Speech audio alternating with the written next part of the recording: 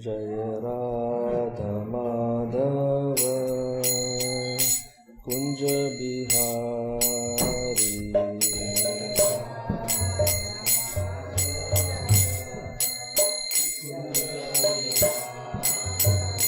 जय गोपी जन वल्लभ गिरिवरधारी।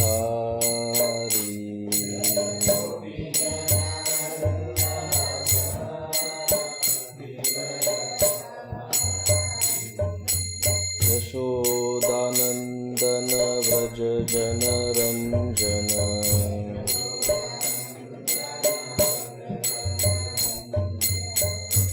यमुना तीर वनचारी।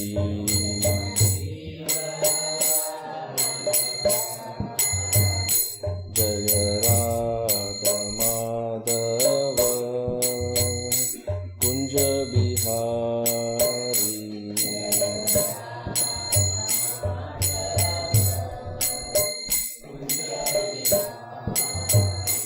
हरे कृष्ण कृष्ण कृष्ण हरे हरे, हरे राम राम राम हरे हरे।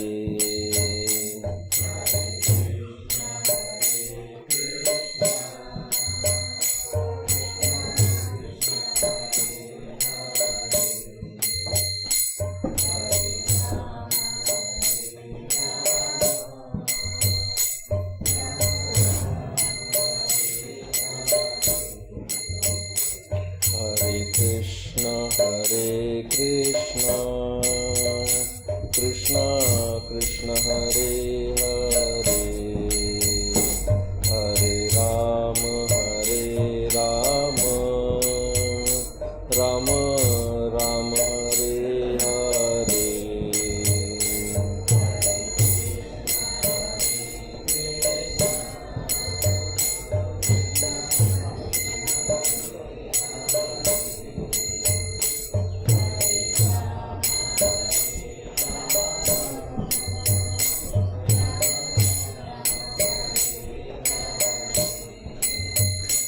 जय राधा गोकुलानंद राधा गोकुलानंद राधे।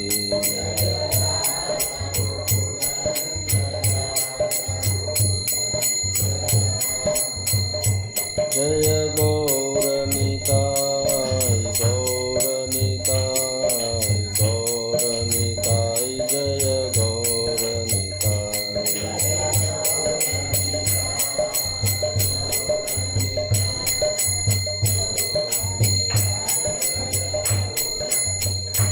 जय जगन्नाथ जगन्नाथ बलदेव जय सुभद्रा।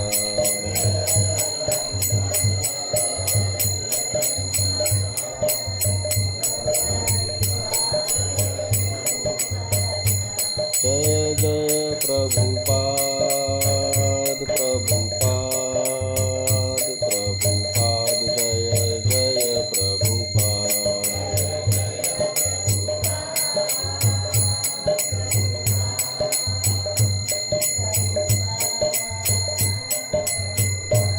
निताई गौर हरि बोल हरि बोल हरि बोल निताई गौर हरि बोल।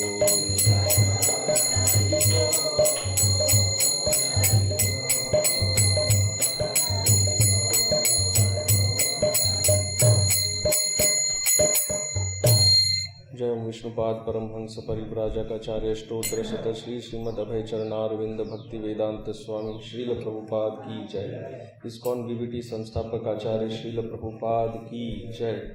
श्री श्री राधा गोकुलानंद भगवान की जय। श्री श्री जगन्नाथ बलदेव सुभद्रा महारानी की जय। श्री श्री गौर निताई की जय। उपस्थित भक्तवृंद की जय। उपस्थित भक्तवृंद की जय। उपस्थित भक्तवृंद की जय। श्री श्री गुरु गौरांग की जय।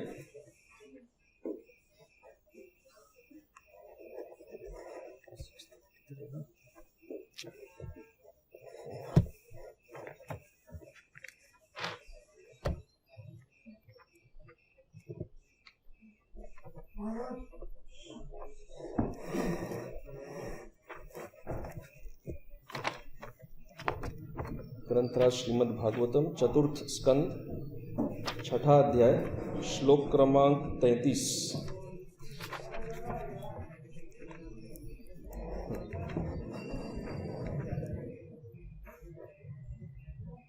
तस्मिन् महायोगमये मुमुक्षु शरणे सुराः ददृशुः शिवमासीनं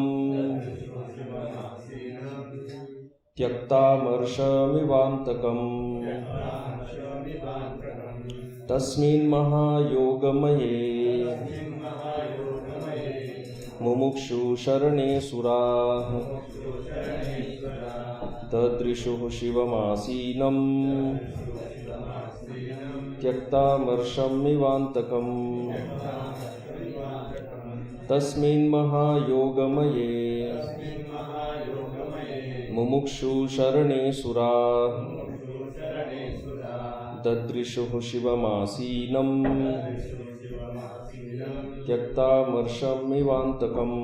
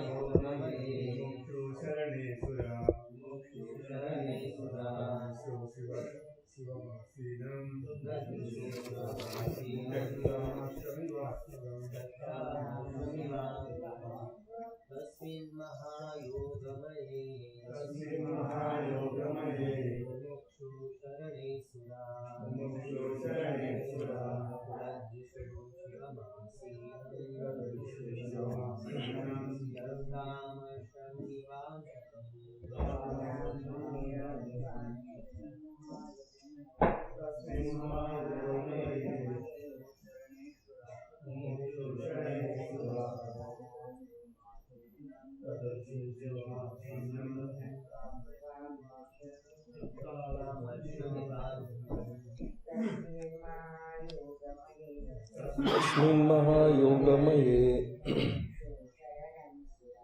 मुमुक्षु शरणे सुराः ददृशुः शिवमासीनं त्यक्त्वामर्षमिवान्तकम्। शब्दार्थ: तस्मिन् उस वृक्ष के नीचे, महायोगमये परमेश्वर के ध्यान में मग्न, अनेक साधुओं से युक्त, मुमुक्षु मुक्ति की कामना करने वाले, शरणे आश्रय, सुराः देवताओं ने, ददृशुः देखा, शिवम शिव को, आसीनम आसन लगाए, त्यक्त अमर्षम क्रोध रहित, इव मानो, अंतकम अनंत काल। अनुवाद एवं तात्पर्य श्रील प्रभुपाद द्वारा अनुवाद। देवताओं ने शिव को, जो योगियों को सिद्धि प्रदान करने एवं समस्त लोगों को बंधन मुक्त करने में सक्षम थे, उस वृक्ष के नीचे आसीन देखा। अनंत काल के समान गंभीर शिवजी ऐसे प्रतीत हो रहे थे मानो समस्त क्रोध का परित्याग कर चुके हों। तात्पर्य: इस श्लोक में महायोगमय शब्द अत्यंत सार्थक है। योग का अर्थ है श्री भगवान का ध्यान और महायोग का अर्थ है जो विष्णु की भक्ति में तल्लीन रहते हैं। ध्यान और स्मरण एक है। भक्ति 9 प्रकार की है, जिसमें स्मरणम भी एक क्रिया है। इसमें योगी अपने हृदय में विष्णु के रूप का स्मरण करता है। इस तरह उस वट वृक्ष के नीचे अनेक भक्त विष्णु के ध्यान में लगे थे। संस्कृत शब्द महामहत से निकला है। संस्कृत शब्द महत से निकला है। इसका प्रयोग बड़ी संख्या या मात्रा बताने के लिए होता है। अतः महायोग से सूचित होता है कि वहाँ अनेक बड़े बड़े योगी तथा भक्त थे जो विष्णु के रूप का ध्यान धर रहे थे। सामान्यतः ऐसे ध्यानकर्ता भव बंधन से मुक्ति पाने के इच्छुक रहते हैं और वे वैकुंठ लोक को जाते हैं। मुक्ति का अर्थ है भव बंधन या अज्ञान से छुटकारा। इस भौतिक जगत में हम जन्म जन्मांतर अपने देह बोध के कारण कष्ट भोगते हैं। दुखमय जीवन से छुटकारा ही मुक्ति है। ओम अज्ञानतिमिरान्धस्य ज्ञानाञ्जनशलाकया चक्षुरुन्मीलितं येन तस्मै श्रीगुरवे नमः। श्रीचैतन्यमनोभीष्टं स्थापितं येन भूतले स्वयं रूप कदा मह्यं ददाति स्वपदान्तिकं। वन्देऽहं श्रीगुरो श्रीयुतपदकमलं श्रीगुरून् वैष्णवांश्च श्रीरूपं साग्रजातं सहगण रघुनाथान्वितं तं सजीवं साद्वैतं सावधूतं परिजनसहितं कृष्णचैतन्यदेवं श्रीराधा कृष्णपादान् सहगण ललिता श्रीविशाखान्वितांश्च। हे नमः ओं विष्णुपादाय कृष्णप्रेष्ठाय भूतले श्रीमते भक्तिवेदांत स्वामिन्निति नामिने। नमस्ते सारस्वते देवे गौरवाणी प्रचारिणे निर्विशेष शून्यवादी पाश्चात्य देश तारिणे। हे कृष्ण करुणा सिंधो दीनबंधो जगतपते गोपेश गोपिका कांत राधा कांत नमोस्तुते। तप्त कांचन गौरांगी राधे वृंदावनेश्वरी वृषभानुसुते देवी प्रणमामि हरिप्रिये। वाञ्छाकल्पतरुभ्यश्च कृपा सिन्धुभ्य एव च पतितानां पावनेभ्यो वैष्णवेभ्यो नमो नमः। जय श्री कृष्ण चैतन्य प्रभु नित्यानंद श्री अद्वैत गदाधर श्रीवासादि गौर भक्तवृंद। हरे कृष्ण कृष्ण कृष्ण हरे हरे, हरे राम राम राम हरे हरे। हरे कृष्ण। तो आज के प्रातःकालीन श्रीमद् भागवत प्रवचन में श्री राधा गोकुलानंद मंदिर में सभी भक्तों का हार्दिक स्वागत है। सर्वप्रथम सभी उपस्थित भक्तों का, विशेष करके जो वरिष्ठ भक्त बैठे हैं, उन सबका आशीर्वाद और अनुमति चाहते हैं ताकि इस श्लोक के संबंध में कुछ कहने का प्रयास कर सके। तो देवताओं ने देखा कि शिवजी यहाँ पर ध्यान में आसीन है और श्रील प्रभुपाद तात्पर्य में स्मरण की चर्चा कर रहे हैं। तो श्रीमद् भागवत में प्रहलाद महाराज ने जो नवधा भक्ति बताई है, उसमें नवधा भक्ति में तीसरा अंग होता है स्मरणम। स्मरणम कीर्तनम विष्णु स्मरणम। तो स्मरण के विषय में कुछ चर्चा करने का प्रयास करेंगे। दो बातों पर मुख्य रूप से चर्चा करेंगे। स्मरण के 5 स्तर होते हैं जो प्रभुपाद जी ने उस श्रवणम कीर्तनम श्लोक के तात्पर्य में ही बताया है। उसका तात्पर्य बहुत लंबा है, शायद वो सबसे लंबा तात्पर्य है भागवतम में। तो और जीव गोस्वामी ये 5 स्तर, स्मरण के 5 स्तरों पर थोड़ा विस्तार में समझाते हैं और प्रभुपाद जी ने उसी को एज इट इज लिया है। और दूसरा विषय चर्चा करेंगे कि स्मरण और कीर्तन, इन दोनों में कौन सा श्रेष्ठ होता है, स्मरण और कीर्तन में ज्यादा महत्व किसका है। तो पहला प्रश्न, जीव गोस्वामी भक्ति संदर्भ में श्रवण और कीर्तन की चर्चा करते हैं और उसके बाद स्मरण में आते हैं। तो पहले ही प्रश्न ये उठाते हैं कि कौन सा व्यक्ति या कौन सा भक्त भगवान का स्मरण कर सकता है। क्या हर कोई भगवान का स्मरण कर सकता है क्या? तो पहला पॉइंट ये कहते हैं कि स्मरण वही कर सकता है जिसने शरणागति लेके अपने हृदय को शुद्ध कर लिया है। तो जिसका हृदय शुद्ध नहीं है वो भगवान का स्मरण करने के योग्य नहीं है। उसके लिए स्मरण बहुत कठिन है। स्मरण का पहला ही कंडीशन ये होता है कि शरणागति होनी चाहिए और हृदय शुद्ध होना चाहिए। शुद्ध हृदय से ही भगवान का स्मरण होता है। दूसरा कंडीशन क्या होता है, वो व्यक्ति या वो भक्त भक्तों की सेवाओं में नियुक्त रहना चाहिए। भगवान का शरणागत होना चाहिए, भक्तों की सेवा करना चाहिए और पहले ही उसने बहुत मात्रा में श्रवण कीर्तन इत्यादि सब किया हो, नाम रूप गुण लीला इन सब का श्रवण कीर्तन किया हो। ऐसा व्यक्ति स्मरण करने का अधिकारी है, वो स्मरण कर सकता है। तो स्वाभाविक रूप से अब ये प्रश्न उठेगा कि नवदा भक्ति में यदि मैंने श्रवण कर लिया और फिर कीर्तन कर लिया और अभी भगवान का स्मरण कर रहे हैं, तो अब हम कीर्तन को छोड़ सकते हैं। हाँ, सीढ़ी में एक पग ऊपर उठेंगे तो नीचे वाला छोड़ देंगे। तो क्या हमें नाम कीर्तन को छोड़ देना चाहिए क्योंकि अब हम स्मरण के स्तर पर आ जा रहे हैं? तो कहते हैं नहीं, नाम कीर्तन किसी भी स्तर पे त्याग नहीं किया जा सकता है। नाम कीर्तन इज इंडिस्पेंसेबल, वो कभी भी त्याज्य नहीं होता है। तो भागवत से उदाहरण देते हैं, एतन निर्विद्यमाना नाम, बहुत प्रसिद्ध श्लोक है। इसमें कह रहे हैं कि महापुरुषों का आगमन करके भगवान के पवित्र नाम का निरंतर कीर्तन उन समस्त लोगों के लिए सफलता का निसंशय तथा निर्भीक मार्ग है। अकुतो भयम, कौन सा मार्ग है? हरेर नामानु कीर्तनम।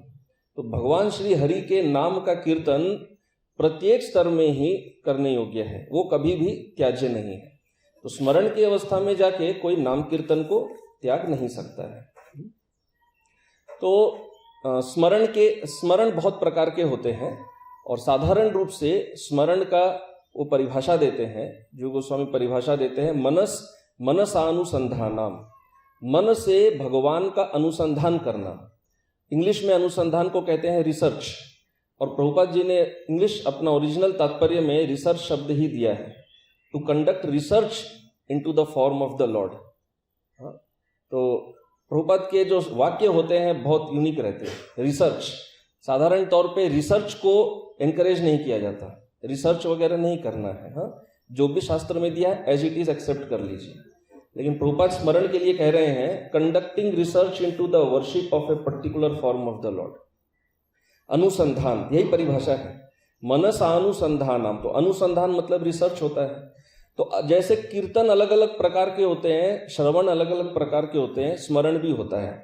नाम स्मरण, भगवान के नाम का स्मरण करना, रूप स्मरण, रूप पर ध्यान लगाना, गुण स्मरण, लीला स्मरण, ऐसे विभिन्न प्रकार के स्मरण होते हैं। तो अब इतने सारे विभिन्न प्रकार के स्मरण है, तो हमें एक जनरल परिभाषा चाहिए, एक जनरल बात कि स्मरण होता क्या है, सटीक बात शास्त्र के हिसाब से। तो 11वें स्कंद में भगवान श्री कृष्ण उद्धव जी से कहते हैं कि स्मरण क्या होता है। 13वां अध्याय 14वां श्लोक, एतावान योग आदिष्टो मच्छिष्य सनकादि भी सर्वतो मन आकृष्य मय्यधावेश्यते यथा। तो भगवान श्री कृष्ण कह रहे हैं, केवल अपनी बात नहीं कहते हैं, गीता में भी और भागवत में भी यद्यपि भगवान कह रहे हैं फिर भी वो आचार्यों का उदाहरण देके कहते हैं कि सनक इत्यादि जो मेरे भक्त हैं उन्होंने जो योग पद्धति पढ़ाई है उसमें स्मरण क्या कहा गया है। स्मरण क्या होता है? सर्वतो मन आकृष्य, अन्य सभी वस्तुओं से मन को हटा लेना। आकृष्य, आकृष्ट नहीं, आकृष्ट अलग होता है, आकृष्य सब चीजों से मन को खींच लेना। मय्यत धावेश्यते यथा, और डायरेक्ट, इनडायरेक्ट नहीं। यहां पर बहुत महत्वपूर्ण बात है, डायरेक्ट भगवान कह रहे हैं, डायरेक्ट मुझ में मन लगाना, इनडायरेक्टली नहीं, डायरेक्ट लगाना है भगवान में मन।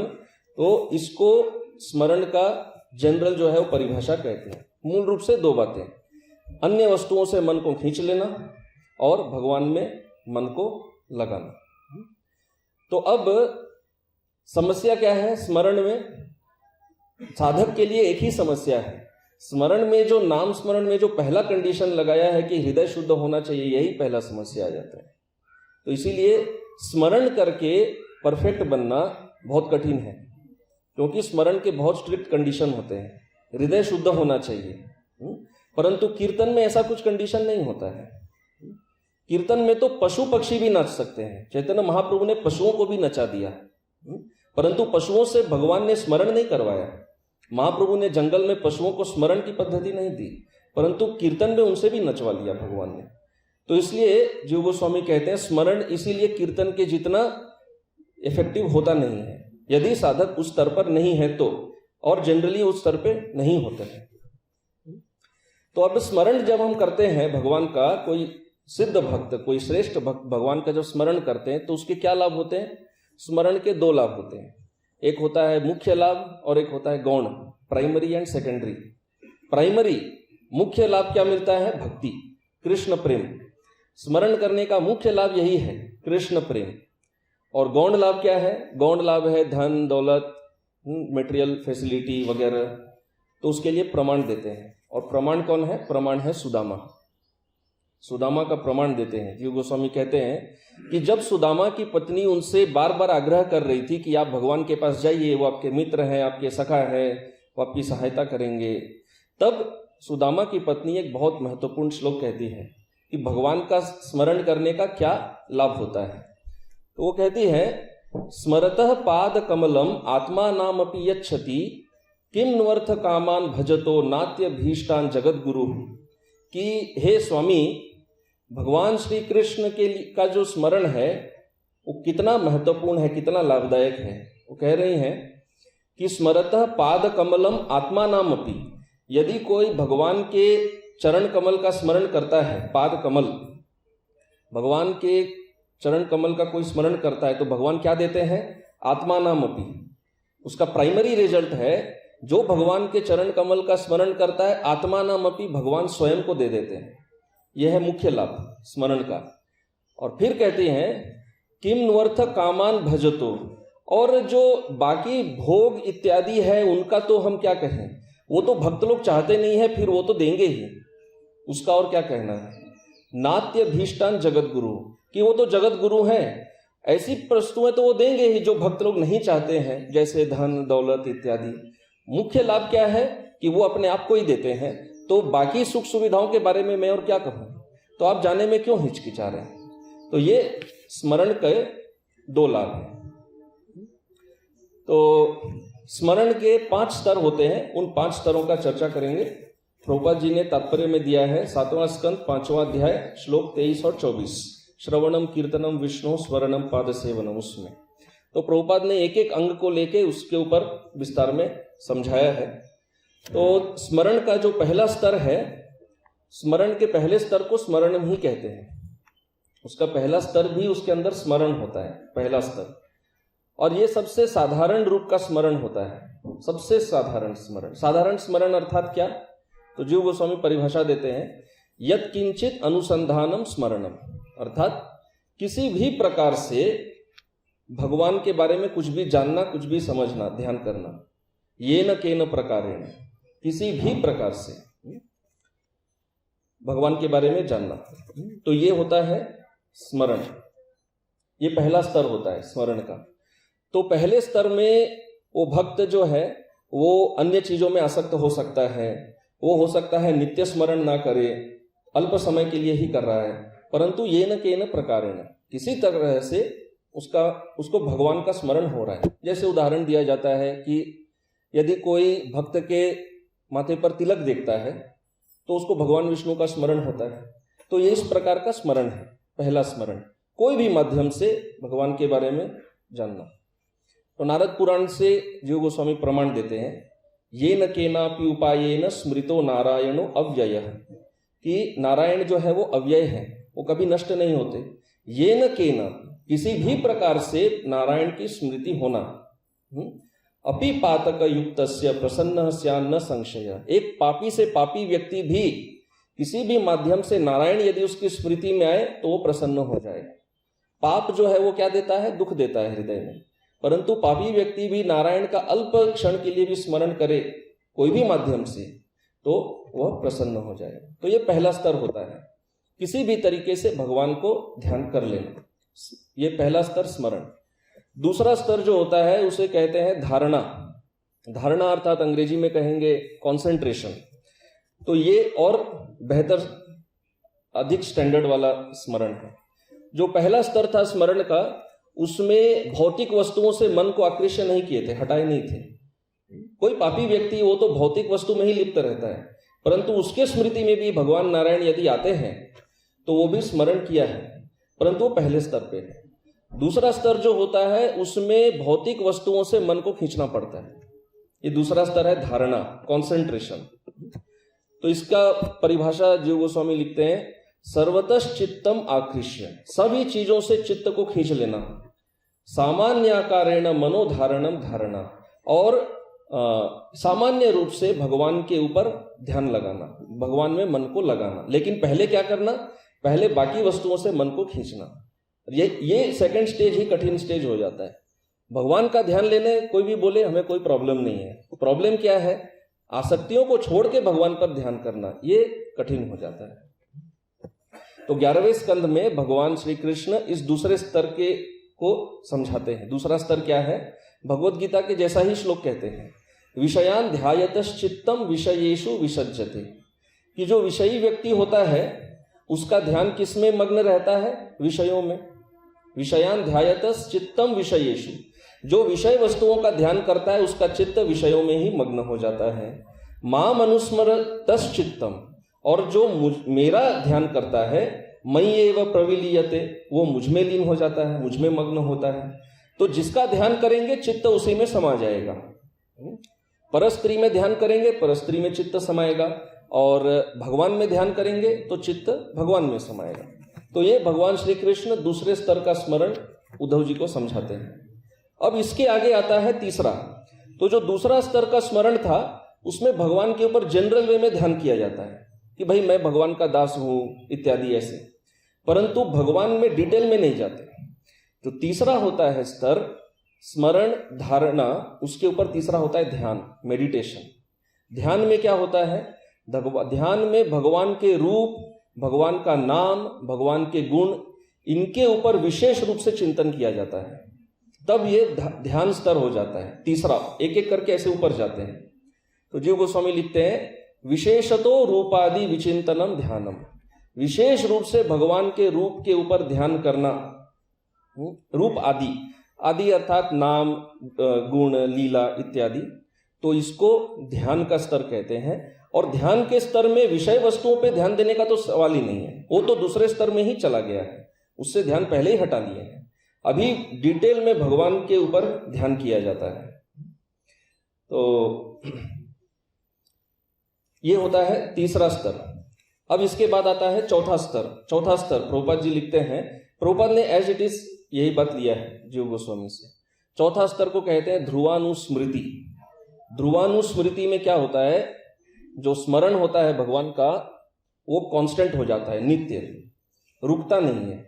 तीसरे स्तर तक कैसा स्मरण था? रुक सकता है। जैसे कि कोई मान लीजिए भगवान का दर्शन कर रहा है, आधा घंटा 1 घंटा खड़े होकर एकदम भगवान पे ध्यान लगा रहे हैं, भगवान के रूप पे, भगवान ने क्या ड्रेस पहना है, पगड़ी क्या रंग का है, रूप कैसा है, बांसुरी कैसा है इत्यादि सब कुछ डिटेल में। लेकिन वो नित्य नहीं करेंगे, वो करके चले जाएंगे। जो चौथा स्तर होता है उसको लिए कहते हैं अमृत धारावत अविच्छिन्नम तद ध्रुवानुस्मृति, अमृत की धारा के जैसे। हाँ, भागवत में भगवान कपिल देव कहते हैं गंगाम भसो अम्बुधो, कि गंगा की धारा के तरह जो भगवान में ध्यान लगता है, इसको कहते हैं ध्रुवानुस्मृति। मतलब नॉन स्टॉप, वो भगवान के ध्यान को रोक नहीं सकता। गंगा की धारा जिस तरह रोके रुक नहीं सकती, इसी तरह भगवान का स्मरण जब रुकता नहीं है, अविच्छिन्नम, कोई भी बाधा होने से रुकेगा नहीं, तो इसको कहते हैं ध्रुवानुस्मृति, कांस्टेंट रिमेम्बरेंस। ये हो जाता है चौथा स्तर। तो किसी भी अवस्था में वो भगवान को भूलता नहीं है। और पांचवा जो सबसे हाईएस्ट होता है स्मरण, वो कहते हैं समाधि। समाधि मतलब ट्रांस। तो समाधि में विशेषता क्या है? समाधि में विशेषता यह है कि चौथे स्तर तक जो भगवान का ध्यान कर रहा था भक्त, वो स्वयं को नहीं भूला था। भगवान का ध्यान है, परंतु खुद का ध्यान, खुद का भी अवेयरनेस है कि मैं भी हूं। लेकिन समाधि में क्या होता है? समाधि में वो भक्त अपने आप को ही भूल जाता है। वो आसपास किसी और को ध्यान नहीं दे सकेगा, आसपास सबको भूल जाएगा, यहां तक कि वो स्वयं को भी भूल जाता है। ये समाधि अवस्था है हाईएस्ट। ध्येय मात्र स्फुरणम समाधि रीति, एकमात्र भगवान जो ध्यान के केंद्र है वही उसके चित्त में होते हैं और कोई नहीं होता है, वो अपने आप को भी याद नहीं रख पाता है। तो इसका कोई प्रमाण है? तो इसके प्रमाण भागवत में 12वें स्कंद में आते हैं। मार्कंडेय ऋषि, मार्कंडेय ऋषि ने भगवान पर ध्यान किया और शिवजी और पार्वती देवी उनसे आए मिलने। तो उन्होंने देखा कि मार्कंडेय ऋषि पूर्ण रूप से ध्यान में मग्न है। तो अब उनका ध्यान कैसा था? तो शिवजी वहां पर कहते हैं, शिवजी उत्तर दे रहे हैं कि निश्चय ही यह संत ब्राह्मण किसी वर की यहां तक कि मोक्ष तक भी कामना नहीं करता, क्योंकि इसने भगवान अव्यय की शुद्ध भक्ति प्राप्त कर ली है। पहला बात तो यह है कि वो भगवान पर ध्यान कर रहे थे, ब्रह्म पर ध्यान नहीं कर रहे थे, किसी निर्विशेष पर नहीं, भगवान पर ध्यान कर रहे थे, वो भी शुद्ध भक्ति में। अब इंटरेस्टिंग क्या है, मार्कंडेय ऋषि इतना ऐसा समाधि में थे कि वो शिवजी और पार्वती आए हैं, उनका भी उनको बोध नहीं रहा कि सामने स्वयं भगवान शिव हैं। यहां तक कि मार्कंडेय ऋषि को स्वयं का भी कोई बोध नहीं रहा था, अपने आप को भी भूल गए थे। तो अब यहां पर कहा जाता है, भागवत में कह रहे हैं, चूंकि मार्कंडेय का भौतिक मन कार्य करना बंद कर चुका था, ये ध्यान का, ये समाधि का लक्षण है, भौतिक मन कार्य नहीं करता है, अतएव वे ब्रह्मांड के नियंता शिव तथा उनकी पत्नी का आना देख नहीं पाए। हाँ, तो ये कोई अपराध नहीं है, क्योंकि वो ध्यान में, भगवान के ध्यान में मग्न है, तो शिवजी यहां कोई अपराध नहीं ले रहे। जो स्वयं उन्हें देखने आए थे, शिवजी चलाकर उनको देखने आए थे, परंतु मार्कंडेय ऋषि को कुछ भी अवेयरनेस नहीं था कि भगवान शिव सामने है। मार्कंडेय ध्यान में इतने लीन थे कि उन्हें अपनी या बाह्य जगत की कोई सुधि बुद्धि नहीं थी। तो ये सबसे चरम स्तर का स्मरण होता है, जो जिसे समाधि कहते हैं, अंतिम स्टेज। तो साधक के लिए इस तरह का स्मरण ये सब कर पाना बहुत कठिन होता है। और कलयुग का जो युग धर्म है वो स्मरणम नहीं है, वो क्या है, कीर्तनम। तो अब थोड़ा इस विषय पर चर्चा करने का प्रयास करते हैं कि स्मरण या कीर्तन दोनों में कौन सा श्रेष्ठ होता है। जो अधिक तपस्या में रुचि लेते हैं उनका झुकाव स्मरण की ओर होता है। जो गौड़ीय भक्त होते हैं अधिकतर उनका झुकाव कीर्तन संकीर्तन की ओर होता है। तो इसको कहां से समझेंगे, तो ये बहुत महत्वपूर्ण सेक्शन है बृहद भागवतामृत में। गोप कुमार एक एक करके जब लोकों में ऊपर जाते जा रहे हैं, वो तपोलोक में जाते हैं और वहां पर नव योगेंद्र हैं। नव योगेंद्र उनको स्मरण के बारे में समझाते हैं, उनको कहते हैं कि आपको भगवान का स्मरण करना चाहिए, स्मरण इज हाईएस्ट। क्यों हाईएस्ट है, क्योंकि वो स्वयं वही करते हैं। हम देखते हैं हमारे भक्त समाज में भी भक्तों का भी ये, भक्तों के अंदर भी ये लक्षण पाया जाता है। जो भक्त जो सेवा अच्छा से करता है वो सबको वही सेवा का प्रचार करेंगे। सबको आपको केवल काउ प्रोटेक्शन करना चाहिए, क्योंकि प्रभुपाद ने क्या कहा है, this will give me maximum happiness. आपको सबको केवल बुक डिस्ट्रीब्यूशन करना चाहिए। क्यों, प्रभुपाद ने कहा है, तो वास्तव में उनको उसमें रुचि लगता है, उसके वही कहते हैं सबको कीर्तन ही करना चाहिए। क्यों, कीर्तन युग धर्म है। तो अपने अपने रुचि के हिसाब से ही सबको वही प्रोपेगेट करते हैं, जो कि ठीक है। तो बृहद भागवतामृत में गोप कुमार के साथ भी यही हुआ। वो जिस लोक में जाते हैं वहां के भक्त अपनी रुचि के हिसाब से वही उनके ऊपर थोपते हैं, आपको स्मरण ही करना चाहिए। तो बृहद भागवतामृत में अभी गोप कुमार जाते हैं, ऊपर जाते रहते हैं, महाकालपुर शिव जी का दर्शन होता है और फिर वैकुंठ के पार्षद उनके पास आते हैं। अब वैकुंठ के पार्षद उनसे कहते हैं कि आपको यदि भगवान का दर्शन चाहिए श्री कृष्ण का, और आपको यदि कृष्ण के प्रति प्रेम चाहिए, तो आपको क्या करना चाहिए, आपको नाम संकीर्तन करना चाहिए। अब ये योगेंद्रों से स्मरण स्मरण स्मरण पूरा सुन के आए थे, अब वो उनको कह रहे हैं आपको नाम संकीर्तन करना चाहिए। तो ये बहुत महत्वपूर्ण सेक्शन है। तो वो कहते हैं कि भक्ति में हम किसी भी अंग का पालन करें, प्रधानता किसकी होनी चाहिए, नाम संकीर्तन की। जैसे रूप गोस्वामी कहते हैं कि हम विग्रह की पूजा भी करते हैं, तो उस किसी भी अंग में नाम संकीर्तन होना बहुत महत्वपूर्ण है, तभी वो पूर्ण होता है।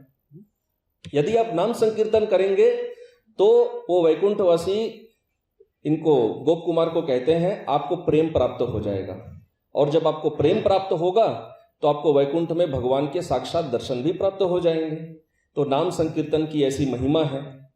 तो अब यहां पर एक कंट्रोवर्शियल पॉइंट उठ जाता है कि तपोलोक में तो योगेंद्रों ने कहा था कि भक्ति का प्रमुख अंग स्मरण है, और ये कहते हैं कि भक्ति का प्रमुख अंग क्या है, संकीर्तन है। तो अब नव योगेंद्रों ने उनसे क्या कहा था, उन्होंने उनसे कहा था कि भक्ति का जो श्रेष्ठ साधन होता है वह स्मरण होता है, वह कीर्तन नहीं होता। ये उनका विचारधारा था, ये वैकुंठ के पार्षदों का नहीं, नव योगेंद्रों का विचारधारा। अच्छा, वो लॉजिक क्या दिए थे, उनका लॉजिक ये था कि देखिए, जब कोई व्यक्ति कीर्तन करता है ना, तो कीर्तन में एक जिह्वा पर नाम प्रकट होते हैं, एक जिह्वा का प्रयोग होता है, एक इंद्रिय का प्रयोग होता है। वो एक इंद्रिय क्या है, जिह्वा। और कीर्तन के समय भगवान का नाम जीवा पर अनायास ही स्फुरित हो जाता है। हम उसके लिए कोई अधिक मेहनत करते हैं? कोई अधिक मेहनत नहीं करते। अभी मंदिर में कीर्तन चल रहा है, संकीर्तन कर रहे हैं, कोई ऐसा व्यक्ति आए जो जीवन में पहली बार गौड़ीय वैष्णव के पास आए, वो भी साथ साथ बोलने लगेगा, वो भी कीर्तन करेगा। कोई बहुत मेहनत तो उसमें नहीं होती है। तो ये नवयोगेंद्र यही लॉजिक लेते हैं। वो कहते हैं इसमें ये तो बहुत अनायास ही हो जाता है, ये तो बहुत इजी है, इसको कैसे हाईएस्ट मान सकते हैं जो इतना सरल है। हम बाहर समाज में भी देखते हैं, लोग अग्निहोत्र यज्ञ इत्यादि को बड़ा मानते हैं। भाई उसमें बहुत धन खर्चा होता है, बहुत मेहनत होता है। ये आप लोग नाम लेते हैं हरे कृष्णा, इसमें मेहनत है ही क्या? कोई भी हरे कृष्णा बोल के नाच सकता है। ये भी यही पॉइंट लगाते हैं यहाँ पर कि ये तो अनायास ही होता है। चूंकि कीर्तन बहुत सरल है और अनायास ही प्रकट हो जाता है जिह्वा पर, इसीलिए इसका फल जो है वो भी अल्प होना चाहिए। तो इनका लॉजिक क्या है? जिस साधन में जितना ज्यादा कष्ट हो, जिसमें जितना ज्यादा मेहनत करना पड़े, उसका फल भी उतना ज्यादा आएगा। और स्मरण में बहुत मेहनत होता है, मन को कंट्रोल करना पड़ता है। कीर्तन में माइंड कंट्रोल का कोई फंडा नहीं होता है। कोई भक्त आके यदि बोले कि मैं भी कीर्तन करना चाहता हूं, क्या हम उसे ऐसा कहते हैं भाई आप पहले ध्यान करिए, अपने हृदय को शुद्ध करिए, फिर भगवान का नाम लीजिएगा? नहीं, भगवान का नाम वास्तव में तो एक पशु भी ले सकता है यदि उसमें लेने की क्षमता हो तो, पर ऐसा होता नहीं है, लेकिन कर सकता है। तो अब ये लॉजिक देते हैं कि भाई हमारे हिसाब से स्मरण ही क्यों सर्वश्रेष्ठ है। तो वो ये लॉजिक लगाते हैं। नवयोगेंद्र कहते हैं कि देखिए, हमारे शरीर में जितने भी इंद्रिय हैं, सारी इंद्रियों में महाबलवान, महाचंचल, और सारे अनर्थ पैदा करने वाला एक ही इंद्रिय है। वो कौन सा इंद्रिय है? मनःषष्ठानि, भगवान गीता में कहते हैं। मन, ये नवयोगेंद्र कहते हैं, मन जो है वो सबसे प्रबल है। मन ही सारे इंद्रियों को खींचता रहता है, वही उनको चलाता है। इसीलिए चूंकि स्मरण में पहले मन को कंट्रोल किया जाता है और फिर स्मरण होता है, स्मरण में भगवान का आविर्भाव होता है, इसीलिए हमारे हिसाब से भक्ति में सर्वश्रेष्ठ अंग क्या है? स्मरण है। ये वो अपने हिसाब से ये वाला लॉजिक लगाते हैं। तो वैकुंठ के जो दूत हैं, जो विष्णु दूत हैं, अभी वो इसमें अपना तर्क देते हैं कि भाई हमारे हिसाब से क्या है? कीर्तन सर्वश्रेष्ठ है। क्यों कीर्तन सर्वश्रेष्ठ है? वो कहते हैं कि जो कीर्तन है वो जिह्वा में, भक्त की जिह्वा पर प्रकट होता है, या कह सकते हैं कि भगवान का नाम भक्त की जिह्वा पर नृत्य करता है। और आप जो ये बात कह रहे हैं कि कीर्तन केवल जिह्वा पर प्रकट होता है, उसमें कोई माइंड कंट्रोल नहीं है, ये बात गलत है। क्यों गलत है? क्योंकि जब भगवान का नाम जिह्वा पर प्रकट होता है, भक्त जब कीर्तन करता है, तो केवल जिह्वा पर प्रकट नहीं होता है, जिह्वा पर प्रकट होके वो नाम भक्त के मन में विहार करने लग जाता है, वो मन में भी प्रवेश करता है और स्वयं ही मन से युक्त हो जाता है। स्मरण में क्या है? हमें अपना प्रयास लगाकर मन को कंट्रोल करना पड़ता है, परंतु कीर्तन में क्या होता है? भगवान का नाम ही हमारे मन को कंट्रोल कर देते हैं। वो मन में इतना आनंद देते हैं कि मन स्वाभाविक रूप से कंट्रोल हो जाता है। तो ये विष्णुदूत कहते हैं कि जो कीर्तन की ध्वनि है वो केवल जिह्वा को, केवल मन को नहीं, जो श्रवण की जो इंद्रिय है, जो हमारे कान हैं, उनको भी कृतार्थ करती है, केवल जिह्वा को नहीं। जब हम कीर्तन करते हैं तो हम सुनते भी हैं, और जो अन्य सभी इंद्रिय हैं उनको भी अपने अधीन कर लेती है।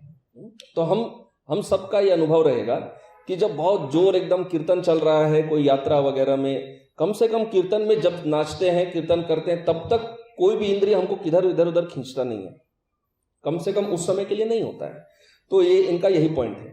कीर्तन केवल जिह्वा पर होता है ऐसा नहीं है, जिह्वा से वो मन में प्रवेश करता है, मन को कंट्रोल करता है, और मन को कंट्रोल करके सारी इंद्रियां कंट्रोल हो जाती हैं कीर्तन के कारण। इसलिए वो कहते हैं कि ये सर्वश्रेष्ठ है। तो इतना ही नहीं, वो कहते हैं कीर्तन ही एक अंग है जो कि वास्तव में मन को नियंत्रित करने के योग्य है। वास्तव में कीर्तन ही मन को नियंत्रित कर सकता है। स्मरण में अपने बिना कीर्तन के स्मरण से भी मन नियंत्रित नहीं हो सकता। कीर्तन करना परम आवश्यक है। मन जो इतना चंचल है उसको कीर्तन ही नियंत्रित कर सकते हैं, भगवान के नाम ही उसको नियंत्रित कर सकते हैं। और यदि कोई कीर्तन नहीं करते हैं, वो कहते हैं कि हम केवल भगवान का स्मरण करेंगे, भगवान में ध्यान करेंगे। क्यों? क्योंकि भगवान ने कहा है अंतकाले च मामेव स्मरण मुक्त्वा, भगवान ने क्या कहा, अंतकाल में मेरा स्मरण करोगे तो मुझ पर मेरे पास आओगे, तो हम अभी से स्मरण का अभ्यास करेंगे। तो कहते नहीं, वैसे होगा नहीं। कीर्तन के बिना स्मरण का सामर्थ्य प्राप्त नहीं हो सकता है, वो अपने आप में समर्थ नहीं है। कीर्तन करना परम आवश्यक है। बिना कीर्तन के इस चंचल मन को नियंत्रित करना असंभव है, बिल्कुल भी नहीं हो सकता। और कीर्तन इतना प्रभावशाली है, वो उदाहरण देते हैं। देखिए, पापी से पापी व्यक्ति भी भगवान का नाम लेके क्या हो जाता है, शुद्ध हो जाता है। उदाहरण देते हैं अजामिल। सनातन गोस्वामी ये सब समझाते हैं टीका में कि अजामिल कैसे शुद्ध हुआ। अजामिल ने क्या भगवान नारायण का स्मरण किया था? नहीं, उसके चित्त में तो भगवान नारायण नहीं थे, चित्त में तो अपना बालक था, परंतु जिह्वा पे नाम किनका था? नाम भगवान नारायण का था। तो कीर्तन ने अपना प्रभाव दिखाया या नहीं दिखाया? पहली बात। और दूसरी बात, कलयुग का धर्म क्या है? कलयुग का धर्म हरिनाम संकीर्तन है। तो इस तरह कीर्तन जो होता है वो श्रेष्ठ होता है। लेकिन जब जो स्मरण के पार्टी वाले भक्त है, वो भी तो इतना आसानी से छोड़ेंगे नहीं ना, वो भी तो अपना तर्क देते रहेंगे, है ना। हम सबको अनुभव है ना, मीटिंग होता है तो मीटिंग में हमको पता चलता है कि हम कितना त्रिनादपि सुनीचेन है है ना। अपना पॉइंट पे अड़े ही रहना है कैसे भी हो, और अगर हमारा पॉइंट एक्सेप्ट नहीं हुआ तो बाहर में 4 जन को जरूर बताएंगे, और अगर बाद में दूसरे का पॉइंट के कारण अगर कुछ फेलियर हुआ तो जरूर बोलेंगे, मैंने बोला था ना ऐसा करना चाहिए, है ना। तो खैर, जो अब वो कहते हैं, सनातन गोस्वामी समझाते हैं, ऐसे बहुत रसिक भक्त होते हैं जो कहते हैं कि स्मरण जो है वो कीर्तन का फल है। नवदा भक्ति में श्रवणम कीर्तनम स्मरणम, स्मरण कब आता है? कीर्तन के बाद आता है। तो यदि कोई कीर्तन करता है तो उसको भगवान का स्मरण होता है। तो कीर्तन करने से यदि स्मरण हो रहा है तो देखिए इसका मतलब कौन सा श्रेष्ठ हुआ? स्मरण श्रेष्ठ हुआ कि नहीं?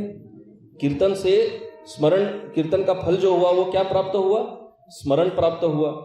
तो कहते हैं कि भगवान के कीर्तन में यदि हमारा मन, बाह्य इंद्रिय, ये सब नियोजित किया जाए तो चित्त में भगवान की स्मृति उदित होती है।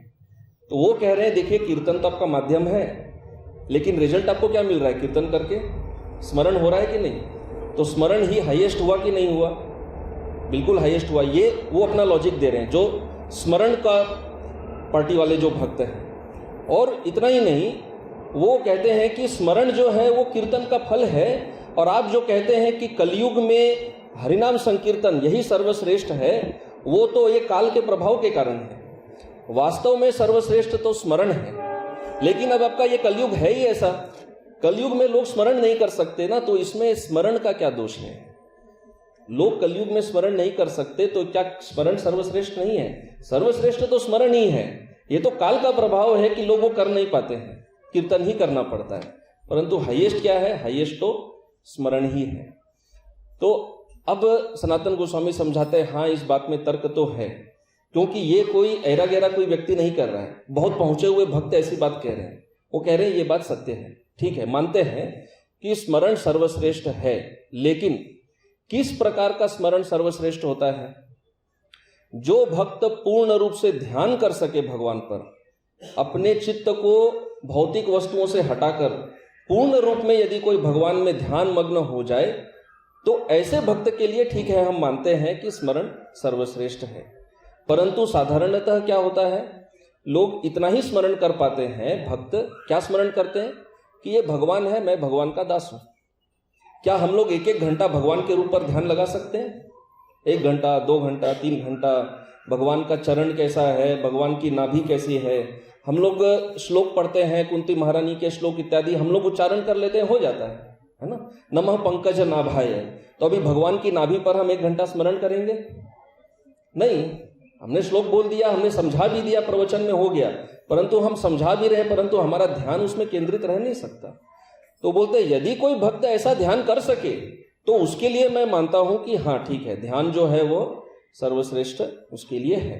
और फिर कहते हैं कि साधारणतः भक्त ऐसा ध्यान जो है साधक भक्त नहीं कर पाते हैं। अब आगे समझाते हैं कि इन जनरल कीर्तन और स्मरण दोनों क्या है? एक तरह से दोनों ही एक है। कैसे? यदि कोई स्मरण करता है तो उसको कीर्तन में सहायता होती है। हम यदि ध्यान करते हैं, अपने चित्त को शुद्ध करते हैं, तो हमारा कीर्तन भी अच्छा होता है। और यदि हम कीर्तन करते हैं तो कीर्तन से हमारा स्मरण भी अच्छा होता है। तो सनातन गोस्वामी समझाते हैं कि ये कीर्तन और स्मरण एक दूसरे के कॉम्पिटिटर नहीं है, ये कोई कंपटीशन नहीं चल रहा है नवदा भक्ति में कौन श्रेष्ठ है, ये एक दूसरे की सहायता करते हैं कीर्तन और स्मरण। और फिर एक और लॉजिक देते हैं, वो कहते हैं कि यदि आप बहुत सारे लोगों के बीच में बैठे हो तो क्या आप भगवान का स्मरण कर पाएंगे? स्मरण कहाँ होता है? स्मरण केवल एकांत में होता है, एकांत में बैठकर ही भगवान पर ध्यान लगाया जा सकता है, बहुत लोगों के बीच में नहीं होता। परंतु कीर्तन में ऐसी कोई बाधा नहीं होती है। कीर्तन एकांत में कर सकते हैं, संग में कर सकते हैं, जप कर सकते हैं, संकीर्तन कर सकते हैं, सब कर सकते हैं। तो कीर्तन में किसी प्रकार का कोई विघ्न, बाधा इत्यादि ये सब नहीं होता है। अब इसके आगे एक और प्रश्न ये उठाते हैं, ठीक है चलिए कीर्तन सर्वश्रेष्ठ है कम से कम जो साधक भक्त हैं उनके लिए, लेकिन बहुत प्रकार का कीर्तन होता है, कथा करना भी कीर्तन है, भजन करना भी कीर्तन है, नाम लेना भी कीर्तन है। तो सब प्रकार के कीर्तनों में कौन सा कीर्तन सर्वश्रेष्ठ होता है? तो कहते हैं सभी प्रकार के कीर्तन में सर्वश्रेष्ठ होता है नाम संकीर्तन। नाम संकीर्तन जितनी सरलता से शीघ्र अतिशीघ्र भक्त के हृदय में प्रेम उत्पन्न कर सकते हैं, उतना अन्य कीर्तन से नहीं होता। नाम संकीर्तन सर्वश्रेष्ठ संकीर्तन होता है सभी प्रकार के कीर्तनों में। इसलिए प्रभुपाद जी ने ऐसा सिस्टम बनाया कि कुछ भी हो, सुबह से लेकर रात तक कोई भी क्रिया चले, सब में कीर्तन जोड़ा जाता है, सब में कीर्तन रहेगा। और कौन सा? नाम संकीर्तन। तो अब ये प्रश्न उठता है कि नाम भी तो बहुत सारे हैं ना, चलिए नाम संकीर्तन तो श्रेष्ठ है, लेकिन भगवान का नाम एक नहीं है, बहुत सारे नाम हैं। कौन से नाम का संकीर्तन श्रेष्ठ है? तो कहते हैं भगवान के सभी नाम बराबर ही होते हैं। जिस भक्त को भगवान के जिस नाम में रुचि हो, उस भक्त के लिए वही नाम श्रेष्ठ है। हम ये कह सकते हैं कि भगवान राम का एक नाम कितना? भगवान विष्णु के 1000 नाम के बराबर होता है। कृष्ण का एक नाम भगवान राम के 3 के बराबर होता है। परंतु जिस भक्त को भगवान के जिस नाम में रुचि है, उस भक्त के लिए उसी नाम का संकीर्तन सर्वश्रेष्ठ होता है, उसको वही करते रहना चाहिए। और फिर कीर्तन की महिमा का गान करते हैं कि कीर्तन इतना महान है कि कीर्तन जब हम उच्च स्वर में करते हैं, हम केवल अपने आप को कृतार्थ नहीं करते हैं, हमारे इर्द गिर्द और भी जितने व्यक्ति हो, पशु पक्षी इत्यादि, वो सब भी कृतार्थ हो जाते हैं। अब वो कहते हैं बताइए आप स्मरण में ऐसा कर सकेंगे? कोई व्यक्ति यदि बैठ के भगवान पर ध्यान लगा रहा है, स्मरण कर रहा है, उसके आगे पीछे बैठे हुए व्यक्ति को भी क्या उसका लाभ मिलेगा? हो सकता है थोड़ा देख के कुछ प्रेरणा मिल जाए, परंतु वास्तविक लाभ तो नहीं मिलेगा। परंतु जब कीर्तन करते हैं हरे कृष्ण कृष्ण कृष्ण हरे हरे, हरे राम राम राम हरे हरे, तो जितने भी व्यक्ति हरे कृष्ण सुनते हैं, चाहे उनका भाव जो भी हो, उनको उसका कुछ न कुछ लाभ तो अवश्य मिलता ही है। प्रभुपाद जी कहते हैं कि कम से कम एक मनुष्य जन्म तो अवश्य ही मिलेगा जिसमें वो भक्ति को शुरू कर पाएंगे। तो इसीलिए संकीर्तन श्रेष्ठ होता है। संकीर्तन अपने अलावा अन्यों को भी लाभ पहुंचाता है जो स्मरण से संभव नहीं होता है। लेकिन जो बहुत उच्च कोटि के भक्त हैं, जिनमें भगवान का ध्यान करने की क्षमता है, वो यदि ऐसा मानते हैं कि स्मरण उनके लिए सर्वश्रेष्ठ है, अच्छी बात है, वो है, इसमें कोई आपत्ति नहीं है। अब आगे और एक बहुत महत्वपूर्ण बात कहते हैं। वो कहते हैं कि देखिए, संकीर्तन केवल नवदा भक्ति में एक साधन नहीं है। सनातन गोस्वामी कहते हैं ये संकीर्तन वास्तव में भक्ति का फल है। तो हमने भी पहली बार ये बात समझा। जब भी हम सुनते हैं भक्ति के विषय में, भाई आप जप करो, कीर्तन करो, जप कीर्तन करके क्या मिलेगा? प्रेम मिलेगा। यहां पर बृहद भागवतामृत में कहते हैं नहीं, भक्ति का फल है संकीर्तन। अर्थात हम सुनते क्या है, कीर्तन करेंगे तो हमको भक्ति मिलेगा। ये कह रहे हैं कीर्तन इतना श्रेष्ठ है कि इसको भक्ति का चरम फल माना जाता है। तो भक्त को यह नहीं सोचना चाहिए कि कीर्तन करके मुझे और कुछ प्राप्त करना है। इसलिए प्रभुपाद जी का वो वाक्य हम सबने सुना है ना कि भाई by chanting Hare Krishna what will you get, what will we do, we will chant Hare Krishna. तो कीर्तन के बाद क्या करना है? कीर्तन ही करना है। कीर्तन चरम है, उसके ऊपर कुछ होता नहीं है। तो अब सनातन गोस्वामी पूछते हैं कि भाई हमने तो सुना है भक्ति का फल प्रेम है, और यहां कह रहे हैं भक्ति का फल कीर्तन है। तो वो कहते हैं कि देखिए, कीर्तन इतना शीघ्र प्रेम देता है भक्ति में कि कीर्तन और प्रेम में कोई अंतर नहीं है। कृष्ण प्रेम और संकीर्तन ये दोनों एक ही हैं। इन दोनों में कोई अंतर नहीं है। कोई भी यदि नित्य संकीर्तन करता है उसको इतना शीघ्र कृष्ण प्रेम मिलेगा कि संकीर्तन करना प्रेम के बराबर ही है।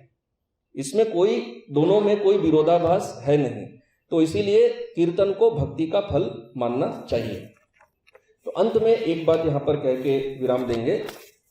प्रभुपाद, श्रील प्रभुपाद क्या कहते हैं भगवत गीता के तात्पर्य में, 8वां अध्याय 5वां श्लोक, अंतकाले च मामेव स्मरण मुक्त्वा कलेवरम।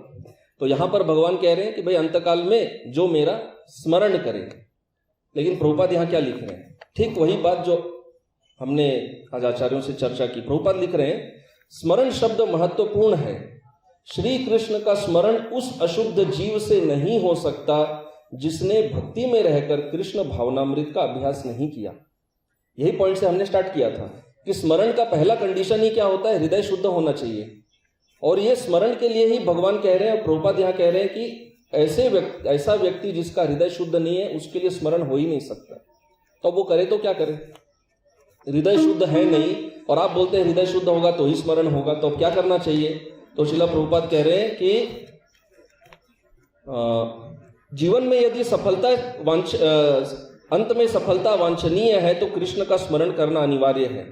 अब एक तरफ बोलते हैं स्मरण अनिवार्य है, दूसरी तरफ कहते हैं हृदय शुद्ध होना चाहिए, नहीं तो स्मरण कर नहीं सकते। तो फिर उपाय क्या है? उपाय एकमात्र केवल एक ही है।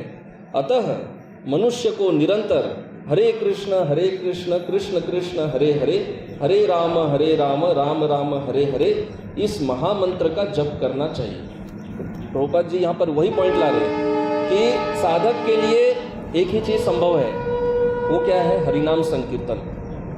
हरिनाम संकीर्तन ही संभव है, केवल स्मरण पर निर्भर नहीं होना चाहिए, क्योंकि स्मरण बहुत उच्च कोटि का हो तो ही वो हमें कीर्तन या उससे ज्यादा फल दे सकते हैं। और ये जो कीर्तन है ये सबके लिए है। कोई कितना से कितना भी निकृष्ट हो, कितना घोर पापी, कितना भी घोर पाप किया हो, सारे जन्म में यदि केवल किसी ने पाप ही किया हो तो भी वृंदावन दास ठाकुर कहते हैं कि भगवान के एक नाम में उतना पाप धोने की शक्ति है जितना व्यक्ति में पाप करने की शक्ति नहीं है। ये शक्ति भगवान के नाम में है। ये जो अन्य नवदा भक्ति में जो अन्य साधन होते हैं उनमें ये शक्ति नहीं दिखाई पड़ती है। तो इसीलिए यहाँ पर हम एक बात कह के विराम देते हैं। हम आपसे प्रार्थना करते हैं कि आप भी हमें आशीर्वाद दें कि थोड़ी बहुत भगवान के संकीर्तन में, भगवान के नाम जप में हमें भी रुचि प्राप्त हो, और हम सभी, मैं व्यक्तिगत रूप से और हम सभी, कभी भी नाम संकीर्तन के पथ से ना भटके। चाहे भक्ति में 1000 गलतियां कर दें, परंतु एक गलती कभी भी ना करें। वो प्रभुपाद जी क्या कहते थे? Never leave chanting Hare Krishna. चाहे भाई आप कुछ भी करो ना करो, एक चीज जीवन में कभी नहीं छोड़ना, ये हरे कृष्ण नाम कभी नहीं छोड़ना है। ये नाम जब तक पकड़ रखे हैं तब तक हम ये भक्ति रूपी जो हमारी नौका है उसमें बैठे हुए हैं, और दूसरा छोर है कृष्ण प्रेम। कभी ना कभी तो पहुंच जाएंगे। ये नाम को छोड़ दिया तो फिर बहुत मुश्किल है। हरे कृष्ण। श्रील प्रभुपाद की जय। ग्रंथराज श्रीमद् भागवतम की जय।